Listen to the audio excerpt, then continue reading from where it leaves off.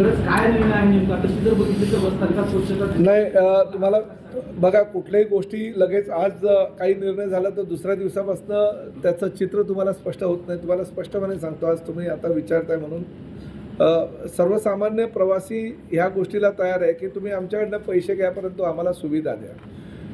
सुविधा द्यायला S T महामंडळ सक्षम आहे, परंतु आपल्यालाही कल्पना आहे की लाडक्या बहिणींसाठी केलेली योजना, ज्येष्ठ नागरिकांसाठी केलेली योजना, विद्यार्थ्यांसाठी केलेली योजना, अंध अपंगांसाठी केलेली योजना, आमच्या पत्रकार बंधू भगिनींसाठी केलेली योजना, ह्या योजना सगळ्या एस टी महामंडळाच्या आहेत आणि आर्थिक परिस्थिती एस टी महामंडळाची बिकट आहे. लोकांना सुविधा हव्यात आणि सुविधा देत असताना लोक जर पैसे द्यायला तयार असतील तर आम्ही सुविधा का देऊ नये असा प्रश्न जेव्हा मला विचारण्यात आला त्यावेळेस मी फक्त 2 रुपये स्वच्छता कर लावण्याची जेव्हा राज्य शासनाकडनं परवानगी मागितली तेव्हा वित्त विभागाने आम्हाला काही अटी आणि शर्तीवर परवानगी दिली. तो स्वच्छता अधिभार जो आहे तो 15 एप्रिलपासून आम्ही चालू केलेला आहे.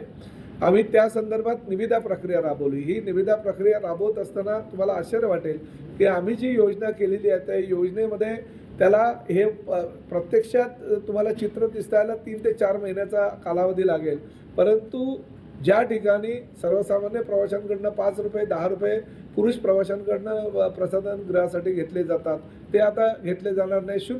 1 रुपये न देता त्यांना प्रसाधनगृहाचा वापर करता येईल. महिलांसाठी पैसे न घेण्याचं धोरण परिवहन मंडळाचं आहे, तरीसुद्धा काही सुलभ शौचालय आणि काही स्वयंसेवी संस्था महिलांकडनंही पैसे घ्यायचे. त्याही ठिकाणी 1 रुपयासुद्धा महिलांकडनं न घेता राज्यातील सगळी शौचालय 1 जूनपासून म्हणजे जे सुलभच्या ताब्यात आहे त्यांना आम्ही आता बाहेर काढतोय. ज्या स्वयंसेवी संस्थांना दिलेले बाहेर काढतोय, परंतु 521 जी शौचालय आमच्या एस टी महामंडळाच्या ताब्यामध्ये आहेत त्या ठिकाणी 0 पैशामध्ये म्हणजे पूर्ण प्रसाधनगृह हे तुम्हाला स्वच्छतेसहित सर्वसामान्य प्रवाशाला उपलब्ध होईल. एक. दुसरं, आमचे ड्रायव्हर कंडक्टर ज्या ठिकाणी राहतात त्यांना खाण्यापिण्याची व्यवस्था ते आपले विचारे करत असतात, परंतु झोपण्याची, थंड पाणी पिण्याची आणि त्याचबरोबर आंघोळीसाठी गरम पाण्याची व्यवस्था होत नसल्याकारणानं फार नाराज असायचे. आम्ही प्रत्येक जे आमचे ड्रायव्हर कंडक्टरच्या रूम्स आहेत त्या रूम्स आम्ही ह्या स्वच्छता अधिभारातून जो ठेकेदार नेमला आहे त्याच्या माध्यमातून आम्ही स्वच्छ करणार आहोत. त्यांची प्रसाधनगृह हाच ठेकेदार स्वच्छ करेल, त्यांना गरम पाणी देईल, त्यांना थंड पाणी प्यायला देईल. खाली प्रवाशांसाठी 24 तास थंड पिण्याचे पाणी पुरवण्याची जबाबदारीसुद्धा त्याच ठेकेदारावर आहे. बस आल्यानंतर बस जेव्हा डेपोतून बाहेर पडेल ती यांत्रिक झाडूच्या माध्यमातून ती बस स्वच्छ केली जाईल. त्या ठिकाणी जी काही टरफलं आहेत किंवा काही केळ्यांची सालं आहेत किंवा काही प्लॅस्टिकचा कचरा आहे, कागदा आहेत, ती सफाई पूर्ण करून त्या ठिकाणी डस्टबिन प्रत्येक बसमध्ये केली जाईल. जनजागृती केली जाईल आणि कचरा डस्टबिनमध्ये टाकावा असं आवाहन केलं जाईल. आतून बाहेरून ती बस स्वच्छ धुवून आम्ही पाठवू. आणि त्याचबरोबर सगळे जे आमचे बसस्टँड आहेत ते बसस्टँड दिवसातून 6 वेळा म्हणजे 4 तासातून 1 वेळा असं बसस्टँड सातत्यानं स्वच्छ केलं जाईल.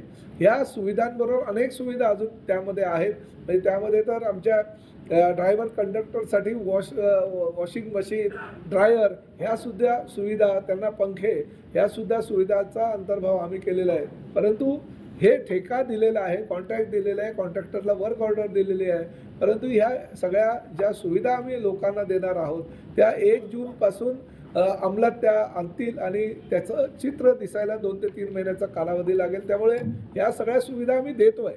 प्रत्येक एस टी स्टँडमध्ये आम्ही मोफत वाचनालय ठेवणार आहोत. ते मोफत वाचनालय फिरतं असेल, मराठी पुस्तकं, साहित्यकांची पुस्तकं त्या ठिकाणी ठेवणार आहोत. स्वयंसेवी संस्थांनी जर पुस्तकं द्यायचा आग्रह केला तर आम्ही ती पुस्तकं त्यांच्याकडनं घेणार आहोत डोनेशन म्हणून. त्यामुळे हे काही वेगळं चित्र आहे आणि ते चित्र आम्ही प्रत्यक्षात आता लवकरात लवकर उतरू.